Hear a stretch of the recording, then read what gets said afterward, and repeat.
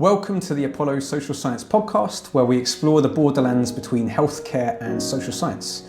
In each episode of this podcast, we speak to a researcher who's working in this space to hear about 3 books, thinkers or ideas that have influenced their research journey.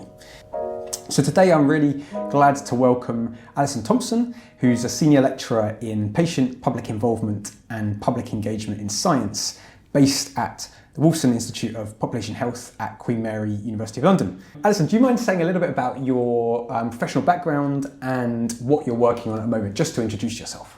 Yeah, sure. Firstly, thank you so much for having me. This is so exciting. So I'm based at Queen Mary University and I'm actually a design researcher. So what I do is use design as a method and form of research to explore patient experience.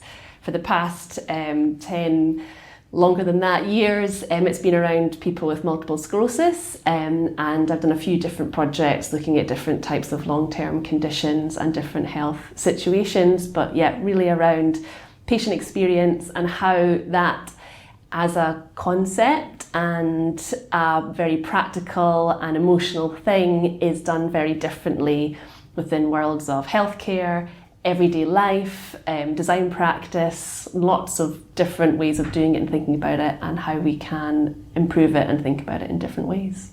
Thank you so much, and I'm really looking forward to hear about your 3 ideas that you brought today. And I just want to say at this point that anyone listening to the podcast who just wants to get a little bit of flavour of some of the work you do, one thing that I loved looking at was your work on the Digesting Science website, which is a really beautiful way of learning a bit about MS. And I don't know if that's going to come up today, but I'll put a link to that in the show notes as well, because I've never seen anything like that, and it's a really cool way of engaging with some quite complicated stuff.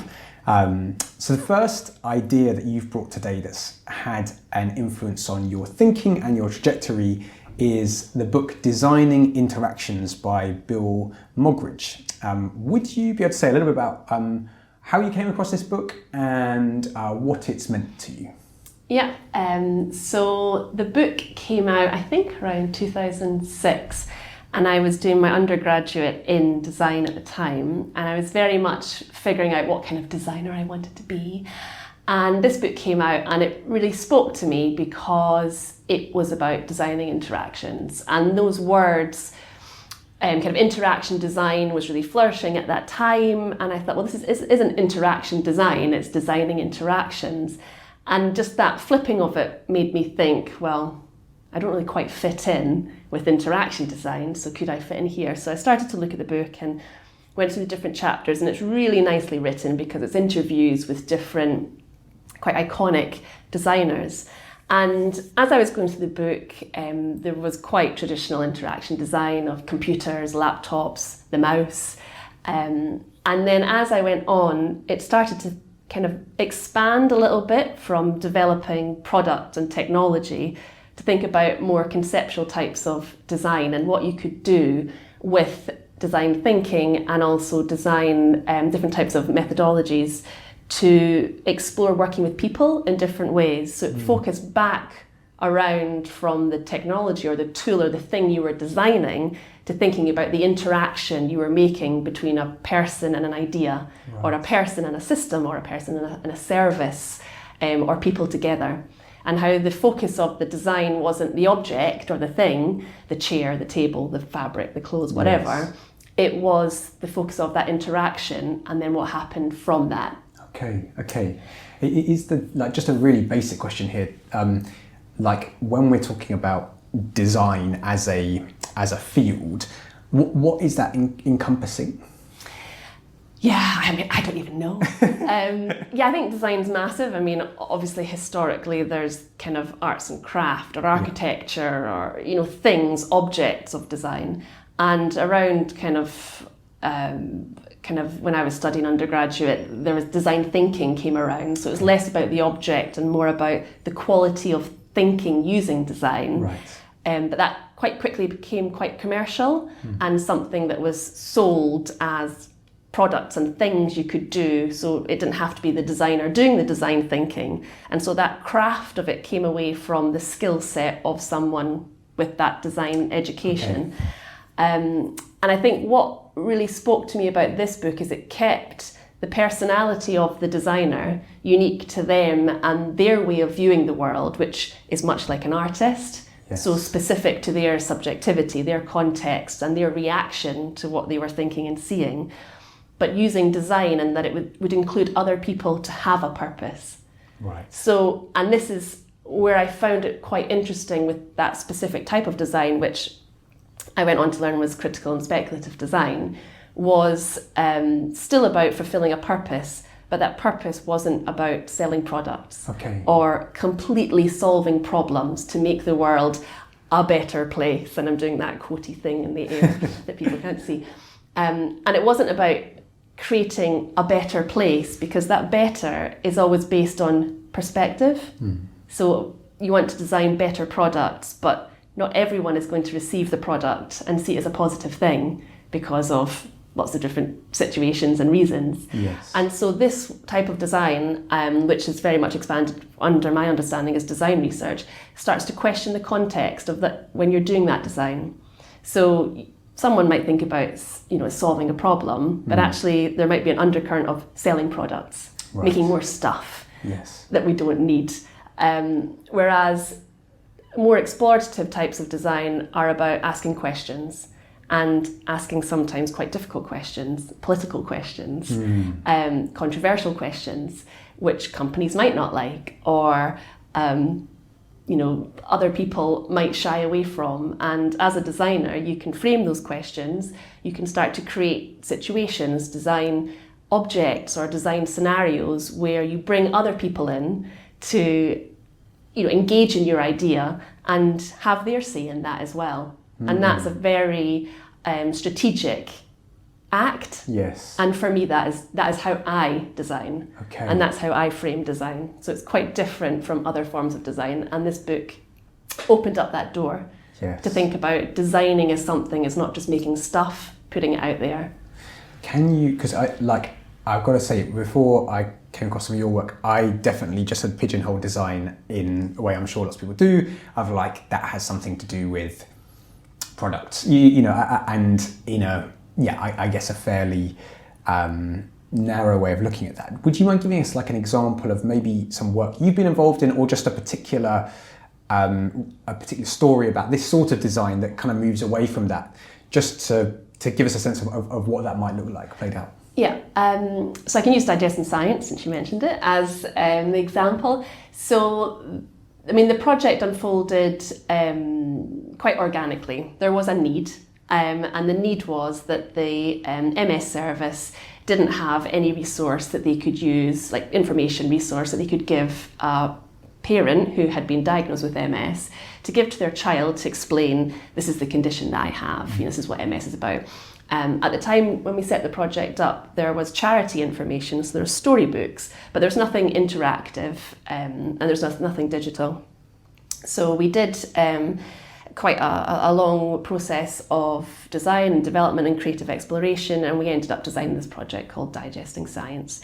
And it's framed as an educational event, like a Saturday morning, coffee morning type thing you might go along to, very happy, clappy and positive. And families can come together and learn about the science behind MS. So how does MS affect your bladder? How does it affect your vision? How does it affect your walking? How do we treat MS? And how can we potentially prevent MS? And so on one kind of lens, when you look at it, it's an educational event. It's like going to the Science Museum. It's very fun, right, and supportive, and families come together and they learn about the science behind MS. But the other side of it is that we recognised that vitamin D research was coming out, which potentially could suggest that if you're at risk of developing MS, so if you're a child with a parent with MS, then if you take vitamin D, it might reduce your risk of developing MS. And so then this other need of a health intervention came around. But because the science wasn't totally concluded on that, and it's still a little bit up for debate, it it meant that we couldn't, people couldn't just start making health interventions around preventing MS, take vitamin D. We still can't do that now, kind of 10 years later. And so we felt as a research group there was a need to open up these conversations to suggest we should start to talk about prevention, we should think about prevention. But because the scientific evidence wasn't there and still isn't there, we can't go at it from a public health campaign side of things. So what we were able to do was put the vitamin D information into these games. So we created a board game where children would sit down with their parents and roll a dice, pick up tokens, it's like a Monopoly style thing, and collect lots of vitamin D tokens, and then they would learn that if I take vitamin D, it could potentially reduce my risk of developing MS. And so we kind of packaged that piece of information as this interaction, which feels happy, which feels very fun. It doesn't feel like you're sitting in a science class, and it doesn't feel like you're sitting in a clinic or a hospital. These events have been run across the country, and they still are being run, and they happen in very kind of friendly Saturday morning football clubs type spaces, and people are learning and talking about science, but in a way that they never would have thought of. Yes. And so it was about us putting that message and having that conversation in a very accessible way that would allow a 4-year-old to turn around to their parent to say, now I understand what MS is. I understand why you're so tired. Yes. And yes, I'll take potentially the vitamin D supplementation that you suggest I should take. Okay. 4-year-old obviously doesn't say it in those words, yes. but we've evaluated it to say that people are coming away from the events thinking about vitamin D supplementation. So a roundabout way of how we've tried to do that. That's a really good example. So like, I guess the simple lens is just, oh, look, here's a package of, the things that have been designed are the board game and the day and the website or whatever else. Yeah. But actually, there is design that's going on there, but actually you're thinking on the level of what space and conversations and, a space where uncertainty can be allowed in and can be created through the way in which people interact with these different tools. So it's you're designing the space that's created around all those things as well as the individual items. Is that something? Yeah, and also because with a child with a parent with MS, they're very hard to reach in that they don't have MS yet. They might not get MS. Yes. And so it's this kind of future thinking of a patient in potentially 20 years' time. So how do we set up prevention before someone's even got a disease, before they're even a patient? How do we think about doing, some of my recent work is thinking about how do we do PPI with people before they are patients, to think about how they'll then think about how they were potentially approached to take part in a study around prevention. So it's this kind of really having this expanded idea of how we work with people and think about a potential patient experience, which I think is really interesting. And so for the children with a parent with MS, the NHS service, our MS service, is set up to deal with people with MS. So they've already had their diagnosis. So to get to the children with a parent with MS actually has turned out to be quite difficult. But because the project exists as basically a public engagement project, we can start to engage with local carer networks and through schools. So we can start to reach people in different ways because that piece of information operates as a different it has a different agency in a way, opposed to a health intervention or a piece of scientific evidence because it's a board game. Yes, that is cool. Thank you. Is there anything else that you want to say about this book or any other way in which it spoke to you? About the book, I think, it was really nice to see all of these designers who were doing lots of different types of design, but they were all male. A lot of them were male. Okay. And the female designers that were in the book were doing empathy stuff, working with humans. Okay. And a lot of the men were doing all of the kind of technology development stuff. And I didn't recognise at the time, but I think that's had quite a big impact on me. Okay. And I think when we go to the third book, we'll see how and why. But I always thought that kind of always... it was a bit of an underlying thing in my education, that it was a lot of the designers that were up on the pedestals and were talking about their design were men. Right. Right. Okay. Well, that's a good foreshadowing of idea number 3. Thank you. So idea number 2 is a book that I have actually read, which I think is the first time I've been able to say this on this podcast with a guest who's come on. It's The Body Multiple by Annemarie. Can you tell me, how did you come across this book? What were you up to at the time, and how did it speak to you? Yeah, so I started my PhD. At the time I was doing projects like Digesting Science, so I was very much doing practice-based design with the MS clinical team at Queen Mary University and Royal London Hospital. And the professor that I was working with at the time and still do a lot of work with, Gavin Giovannoni, said, you should do a PhD. I thought, oh God, I don't even know what that means. And after a while, he said, you need to write up these ideas. And for me at the time, it was enough to have the ideas, existing in the projects. But the problem is that the way that those ideas would travel would be stuck within the projects. And so, apart from me talking about it, or someone interacting with the project, or press around a project, that knowledge, that contribution wasn't written down. Right. And so that really brought me to writing about it and writing it down. So I started a PhD, and I registered that with Goldsmiths, with the design department there, and they have very close links with sociology department, and they have a huge history in science and technology studies, actor network theory. And so this book, because of it being kind of medical anthropology and also the huge STS kind of grounding in it, was one of the first books that was given to me to read. And before that, the other kind of STS texts I've been given were kind of impenetrable. They were very kind of, you had to know the language to understand what was going on. But this book just opened up everything for me, and really gave me a place in how I could think about and talk about theory, yes, but also the situations I was seeing. I had my kind of my design response of how I would want to intervene in a clinic with patient experience, but I wasn't able at that, when I started anyway, to articulate how I would theoretically intervene. And Annemarie Mo's an incredible writer, and the way that she conducted her ethnography in the Dutch hospital was just amazing. So she was studying atherosclerosis, and she was seeing the kind of the body, the physical body in front of her, but then she was going across departments, looking at the scans and looking at the patient notes and looking at the different versions of the disease in the body.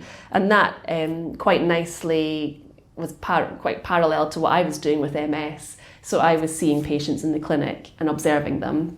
I was looking at kind of the scientific data on how patients' responses and walking distances were changing when they were being measured in a clinical examination, and then following that data through to the scientific publications, and following that to medical conferences, and then looking at how the pharmaceutical companies were taking that data and presenting it differently, and then how designers would come in and take that data and respond to it and make a clinical intervention.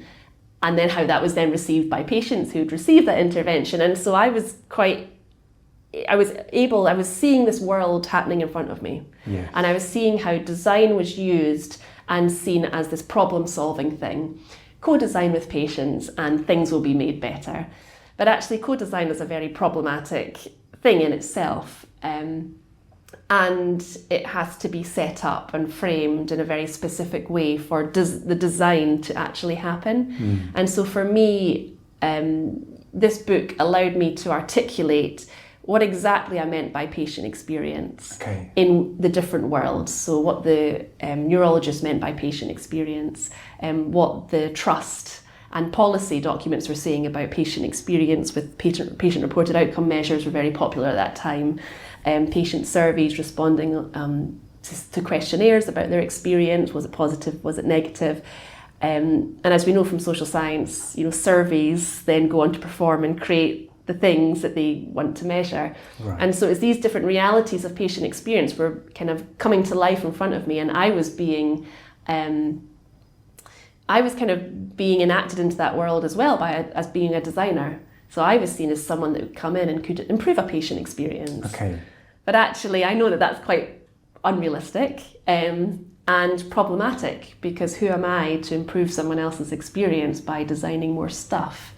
So that book really opened up that world and allowed me to figure out a place that I would have in it as a researcher to articulate what I meant, and then also articulate the problems that I saw. Right. And how those weren't easy problems to solve.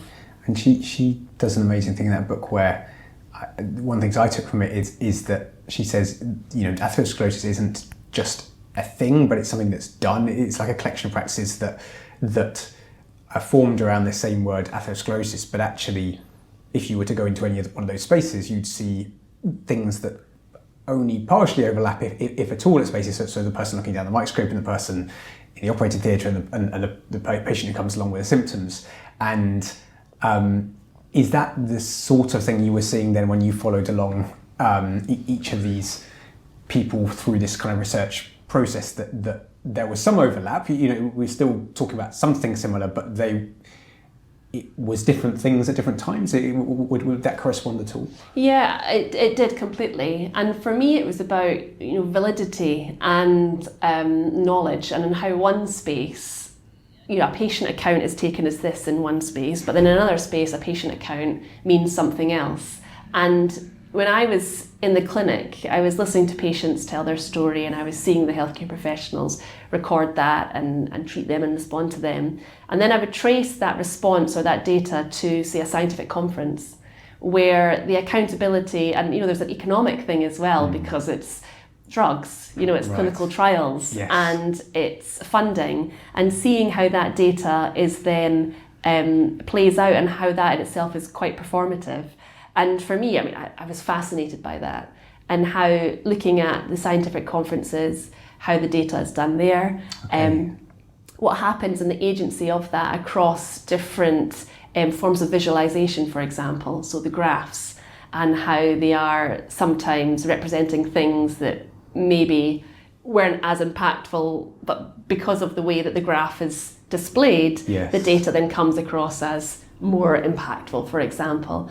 And again, that is a way that design has been roped into that situation by how things are visualised. Yes. So we are not impartial people when we come to visualising things. We have a part to play in that, and I don't think that we're always aware of that. Yeah, that's even the phrase used there of how data is done. I think that would have been something that a few years ago I would have thought, what does that mean? How can you do data? But it fits that actually there is a doing at each of those stages, not just a neutral, wheeling out this same thing over and over again. It's And I think it's interesting because the neurologists that I've worked with for a long time, they know, they get it completely. And they agree that, we're not quite sure what this is, but we know this. And a lot of the conversations we have in our research team, well, we're not quite sure yet, but we think this. But when it comes to a patient, or we come to thinking about what do we know about disease, what do we know about data, what do we know about health, it's presented as we do know. Right, yes. And we do know what we're doing. But actually, you're not quite sure sometimes. And one of the very first, when I was starting about MS, a very experienced neurologist said, well, we don't actually know what MS is, and we can't completely tell if they have MS until we have a look at the brain once they've died, and then we can physically see everything. And it's like, okay, are we quite sure what's going on here? And so me saying that as a designer would be quite fantastical, but with Annemarie mole in my pocket, I could break it down. And for me, that was just brilliant. If she could go into those spaces and talk about different ontologies and different realities, then I could as well. So I found it really, really exciting. I also wonder, I'd love to know what your thought on the design of how that book is presented as well, just because I really like the way, for those who haven't read it, it's a book where it's sort of a book of two halves. So the top half of each page is what she's seeing, and then the bottom half of each page is sort of a conversation with the top half but where she's bringing in theory and different ideas. And it's not like a set of footnotes. It really is. It works kind of differently to that. And I'd be interested to know from a design perspective what you made of that. Yeah, I think it's brilliant, and I'm surprised there's not more books like that. I'm sure her publisher didn't enjoy that process. I mean, I don't know if they pitched it that way. I mean, it would be interesting to hear how that book was created, if they maybe pitched it as this idea of this book of two halves, literally almost. Or if it was a decision that was then made later on where they had footnotes that actually expanded. But yeah, I mean, I remember after I first read it, my next supervision reports that split things up in different fonts. Yes. And I suppose that did influence my final thesis, because I ended up writing about different versions of patient experience, and I labelled them with different numbers. And then I used a different font to highlight them throughout the document. So I suppose it did rub off on me a little bit. But yeah, as far as kind of medical text go, I think it's definitely one that has to be explored as a physical object, yes, as well as a kind of theoretical treat. One other thing I wanted to come back to that you mentioned was about how co-design is sort of taken for granted as a good thing by most people who come across it, and certainly as someone who's fairly new towards this area, I've thought of it as the possibility of tokenism. I guess I've been aware of, but I sense that there might be more to it than that in terms of how co-design can be used for not fully good ends. Do you mind expanding on that a bit more about co-design and its problems? Yeah.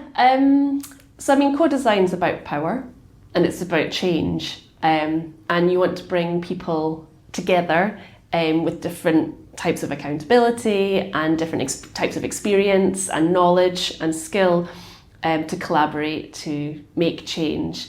I think that sometimes that's maybe underestimated how difficult that is, and because change has to be made at the end of the day for it to be a transformative process. But in saying that, the context has to be ready for change. Yes. And I think sometimes it's deployed as a process that underestimates the impact of that change. For example, if you bring people together and you say we want to make an app, and the first thing they say is we don't want an app, then what are you going to do if you've got funding to make an app? Yes. And I see that very often. And yeah, so I think that it sometimes is underestimated, and then that's where I feel that the tokenism comes in, because you're not then putting value to people's experiences that they're going to bring you. And you can't say that people didn't participate when they did participate, but you weren't listening, or you weren't prepared to listen.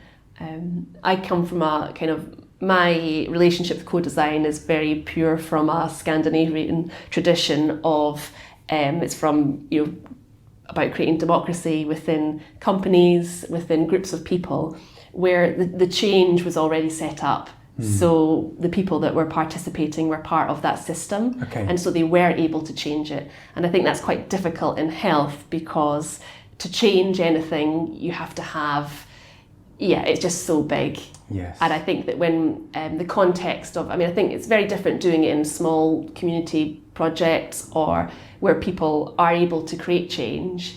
But when you're asking patients to come together and they're giving you suggestions, ideas for change, and you don't have the capacity to make that change, then I think it becomes quite difficult. Yes. And then inauthentic. Yes. And I guess it's very easy to set up a conversation that sounds like, we're open to everything, and maybe even someone who's having that conversation really is going to do whatever's in their power to be quite radically malleable and sort of go back and apply for a different grant or whatever. But even then, I guess, even with all of their power, that might still not be enough to actually bring about the sort of questions and themes that are coming up. Yeah, and I think sometimes people maybe underestimate what they think the power of change can be. They maybe think change has to be tangible and change has to be something that can be measured, which is something that we're all under pressure to deliver on. But change, I mean, if I go back to ideas from the perspective of critical design, I mean, change can be changing someone's outlook and perception of what they see as evidence. Right. And if that person is a consultant neurologist or is a data scientist, and that then expands and changes their practice, then that is actually quite impactful. Yes. And so it's about being open to other forms of change, which I think sometimes we are limited by when we think about doing something within the same field. Okay. When we stay within our own discipline and think this is the only outcome that I can have because I've been trained in this way. But if we collaborate and go across disciplines, then we can think about different forms of outputs. I think that's something that we've started to think about with our Apollo books and the Let's Talk Differently. We're thinking about creating an output which does something differently and goes beyond what we thought we'd originally create, but actually is moving into other fields, that it can go beyond a clinic or a GP surgery, and it can create change which might encourage someone to have a conversation in a different way. Yes. And that becomes very difficult to measure, yes, but it's still creating change. Yes, that's a really good example. Do you mind just, for those who aren't so familiar with the Apollo project and what those books are, do you mind just briefly saying what they are and the sort of conversation you hope will come from them? Yep. So the project, we set out to do a piece of co-design with older adults who are on multiple medicines and have multiple long-term conditions. And we set out in a co-design process, and halfway through the process, or actually before that, early on in the process, it wasn't going in the direction that we thought it was. We were asking people to come up with suggestions and tell stories about talking about their medications differently, and being able to go into a GP surgery and say to their GP, I'd like to reduce the medication that I'm on. We thought that would be quite an easy conversation to have, but it turned out that the people that we were working with in the co-design process weren't able to articulate that what they were able to do was talk about lots of different ways of having conversations about their medication, what it meant to them. So we ended up, Deborah and Nina that we worked with on the project, they ended up writing a series of stories which were about these kind of alternative narratives around having conversations about your medication. And these weren't a patient walks into a GP surgery and asks the GP to reduce their medication, because we knew that was a very difficult conversation to have. Right. These are stories about people living with their medication and doing things slightly differently to how we might imagine them as solving that problem. And the stories are written a little bit from ethnographies that Nina and Deborah conducted, but also a little bit from speculation about how we imagine different ways of dealing with medication might play out in the future. And these books are visibly designed as small leaflet booklets that someone might be able to read through in 5-10 minutes. And we hope that they'd be used in conversational settings of, for example, age UK meetings or community settings, or potentially in a GP waiting surgery. And something that we're keen to explore is how intervention like this might trigger that idea that whatever relationship you have with your medication, either taking it all the way that you're meant to take it, or maybe not taking it all the way that you're meant to take it, and that's okay. Yes. Because it's about opening up that conversation about what you want to talk about with your medication, with your healthcare professional. So again, it's not a straightforward solving of the problem. I want to reduce my medication, I'm going to walk in and here's a list of the ones I want to come off, because that's impossible, and there is evidence to say that those conversations don't happen. Right. So we've proposed an object, a tool, a situation. We're trying to set up these situations anyway, where people can sit round, read these stories, and have the confidence to talk about how they deal with their medication and what that means to them. And then hopefully that will then enable a conversation, a different type of conversation to have with their healthcare professional. That's brilliant. Thank you. Is there anything else you want to say about the Annemarie Moll book before we move on to the third idea? No. Okay. So the third idea, which we return to the fact that it was mostly men, at least those who were doing things that weren't directly to do with empathy in the first book, The Design Interactions. And this third choice of idea is the book Living a Feminist Life by Sara Ahmed. Could you say a bit about, again, just what were you, when did this book come into your life and into your thinking, and what difference has it made? Yeah, so this, I was lucky enough to hear Sara Ahmed talk about the book when I was at Goldsmiths doing my PhD, and she kind of blew me away actually. I didn't expect that to happen, and she was talking about her relationship to the institution and her relationship to her research topic, and to who she is as a person, in the way that she lives her life and conducts her research, her teaching, and her life. And when I read the book, it really resonated with me on my journey in academia, actually, and who I was and who I wanted to be. And I think because I was studying healthcare professionals and I was studying kind of clinical scientists and their relationship to their profession and the institutions that they work within, either an NHS trust or a university, and to kind of science, is very clear. And I think with design, it's a little bit more muddled. So there's the role, who you are, do you set up a company? The field of design research is quite small, and how you conduct yourself, the kind of ethics and the code of that is unwritten in a way. And I felt that when I was doing my research, I would go along ethical processes. So I'd do the NHS ethics, I'd do university ethics. But then as a designer, we have our own ethics of what we think is appropriate and the ways to conduct design.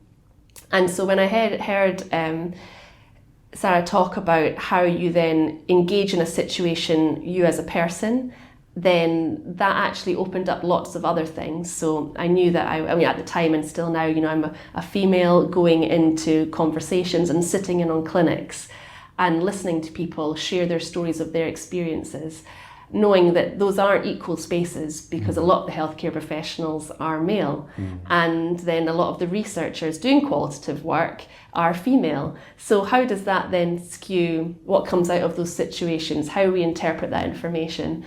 We did a bit of work looking at the number of neurologists that were female, and looking at who was on the programme at conferences, giving talks at conferences, who's setting the agenda. This is kind of before the EDI boom of the past kind of 5-6 years. And I think it just comes back to a lot of these ideas and that role model thing of who you see doing the work, because it's not just them doing the work, they're asking the questions.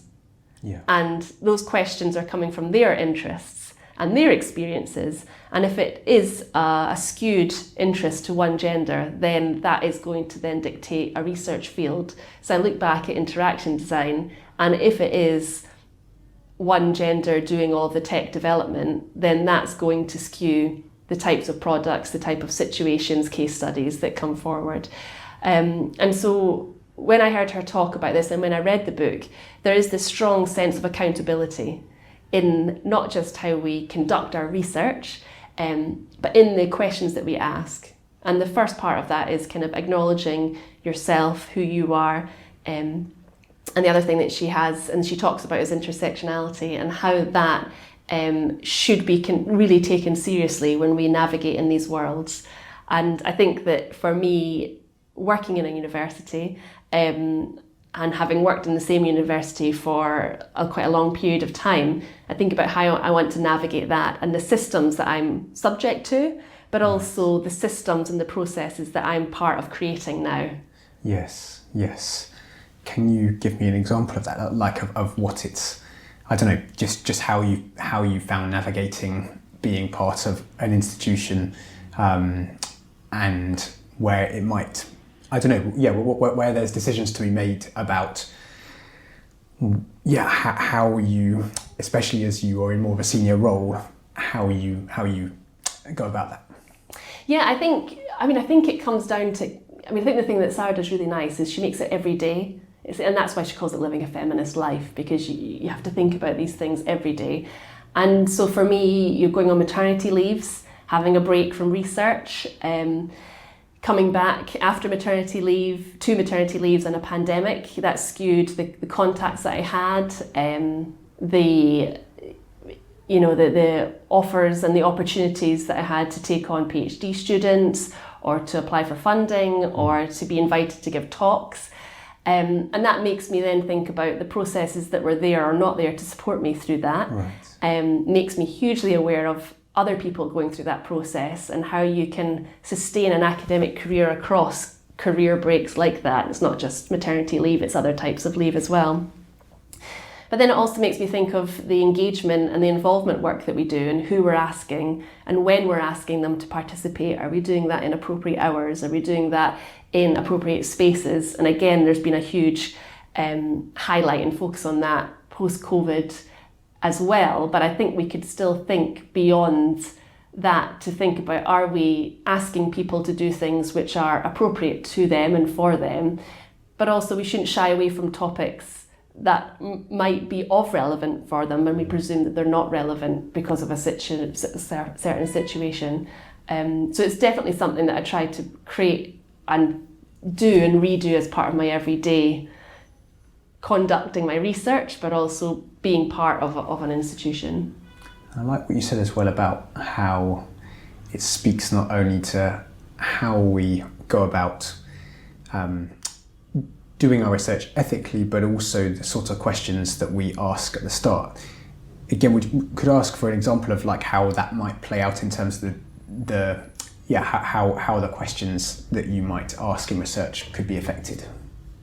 I think that the most obvious example isn't directly from my research, but it's from our Centre for Preventive Neurology and the work that Dr. Ruth Dobson does around pregnancy and MS.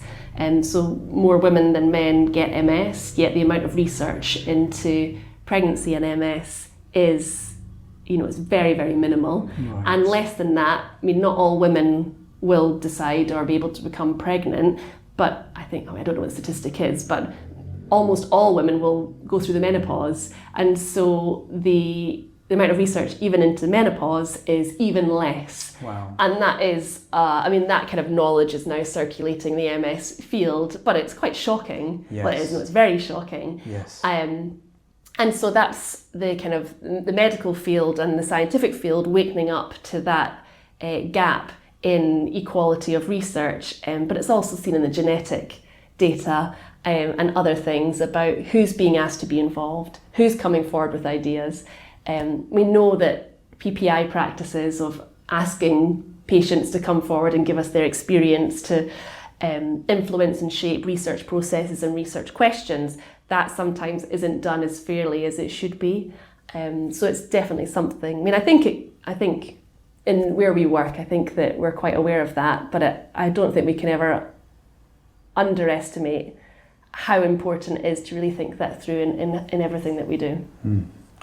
Yeah, that's really striking. I remember someone speaking to me a while ago in haematology, where it's my sort of clinical background in, and just pointing out how little effort had been made at all into working out better formulations of iron, which, iron supplements are needed by anyone who's iron deficient, but that is in kind of broad measures, it's either women or it's people in poor countries where iron deficiency is rife, whether you're male or female, and so little had been done. We still had exactly the same few preparations of iron, when actually it's a very legitimate question to be asked, but it just hadn't been seen that way. Yeah. And I guess is that the sort of thing you're talking about here as well, where it's just whose care is getting spotlighted to even become a research question? Yeah, absolutely.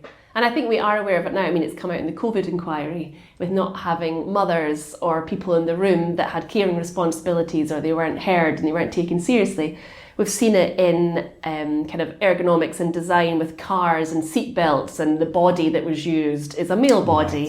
Right. Yes. We've seen it in, close to my heart, marathon running, where the water bottles are made for a large male hand, okay. And it's only now one manufacturer's coming out with a slimmer bottle for a female hand. We see it everywhere. And again, it's something that's right in front of us, but actually it's something that we can't think that's done. And I think that's something that Sara Ahmed articulates much better than I can. It's not seeing that as we've ticked that box. Right. And so she calls out that as kind of, I can't remember what it is, but it's kind of non-performative or unperformative, or because we say that we know about EDI means that we're doing good EDI, but actually we're not. Yes. And so it's not thinking that we've already ticked that box and we don't have to do it anymore. And it's that non-performativity that institutions are quite bad at, actually, because they've got panels that will deal with situations. They think it's already done and solved, but actually we all have to have accountability for these issues. Thank you so much. Well, I really appreciate your time today. It's been really, really fascinating. So thank you. Thank you so much for having me. Thank you. And thank you everyone for listening in. And we'll be back with another episode in about a month's time.